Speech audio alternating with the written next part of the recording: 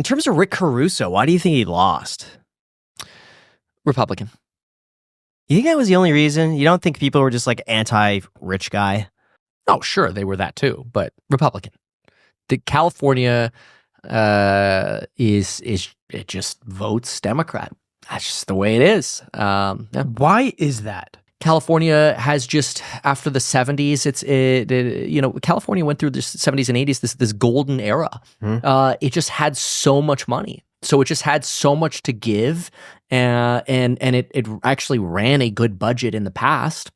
So what's happened is, after generations of having basically the riches, they just got really bad with managing everything from infrastructure to water to, think about the 1960s. They're like, we need dams. State Water Project. Boom, they built 10 dams in 10 years. 10 dams in 10 years. We've been trying to build 6 reservoirs since we funded it in 2014, and we've done nothing in 10 years. So it just shows you that, like, how different things are now from then, when, wow, California could actually get things done. So I don't know if it's like entitlement or what has occurred, but eventually there will be a shift either to a more conservative Democratic platform or just Republicans entirely. Yeah. I do find it interesting. All of his buildings were intact. Palisades. Yes. Okay. So yeah, which does that sort of like enhances the conspiracies. I know the conspiracies that I've seen Tell me on about Facebook. It. Oh gosh, there's one that this entire thing was the doings of Rick Caruso to be able to buy up land. I've also heard the same thing, that BlackRock was behind this, that it was a satanic ritual. I hear a lot of stuff. The most plausible thing is that simply his buildings were brand new construction. I believe metal roofs. He didn't have shrubbery that was touching his buildings either. Everything was very well manicured, very well watered. It's like Disneyland. Right. Yeah. And now other people are saying too that his buildings were like sprayed down the day of or something like this, which is possible. I don't know. He's got staff there. Yeah. Exactly. Yeah. But it's not surprising to me that a new construction like that would be much more resistant to fire. Right, because right across the street, Starbucks in a 100-year-old building burned down, whereas the newer construction. Correct. Right. I mean, and this goes to like what you were saying, which is, hey, we're building our homes much better now. So hopefully that's what it is, because then that gives you hope about the future, that you don't have this anymore. I think in the future, for any homes that are going to be constructed in that area, probably have to have metal roofs. Oh yeah. They're going to be really strict on plant life and which plants are able to like overhang across something, and then all the roofs should have that sprinkler system that will come up in the event of a fire. The sprinklers come out. Any new construction here in Vegas, they have that now. That's interesting. Yeah. Oh wow.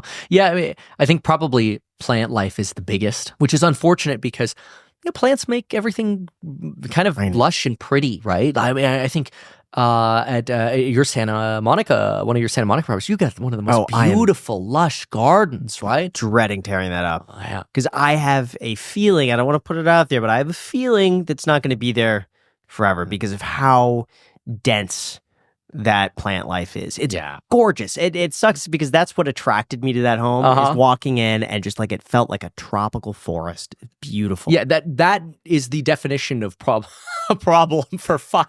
I know. they should just put your house up. This is what we don't want. But it's beautiful. It was built in like the 20s. Yes, it was, and it was so beautiful. It was just very picturesque. A sitting duck. Yeah. Just a 1920s Spanish. So nice, home, man. Surrounded by greenery. Still have the saltillo tile inside. Everything. Yeah. It's nice. I loved it. I loved it. But yeah, in terms of that or a fire, I mean, it's fire's dream. Yeah. I mean, that's what it is. Well, I mean, I think you could look at newer construction in Vegas. It's a lot of glass and metal and stucco, and they look good, but they're much more fire resistant. Yeah. So, yeah. The other thing that I am shocked about is that LA is not as strict about plants touching fire lines. Like when they really look at the cause of this thing, they say it's from a person's backyard. Now we have no idea if that means that someone was barbecuing, if a homeless person snuck in and made a fire, if it was vandalism, or what I think is probably most likely is that in a lot of those areas you have these power lines, trees growing over the power lines, and in the wind, when you have that much wind, it sparks. Probably. That's what's most likely to happen. I agree with that. Power line snaps, falls down, sure. And I've seen a lot of real estate in Los Angeles where I mean, this is obviously overgrown over the power line for like 10 years. Oh, yeah. No one ever trims it back, and no one ever forces you to trim it back. Sure. No one mentions anything. It just is what it is. Again, infrastructure. And that's one of the things. And it's Yeah. very expensive to put the power lines underground. Oh, God. I think it was like $4 million a mile. Well, yeah, and that's where it comes to like, well, if the brush were cleared, maybe you don't have to worry about putting the lines underground. But then again, how often do we get 200-mile-an-hour gusts, which is crazy too. So in fairness, that's crazy. But hey, at least somebody's being paid a $751,000 salary to think about those things over at the Department of Water and Power.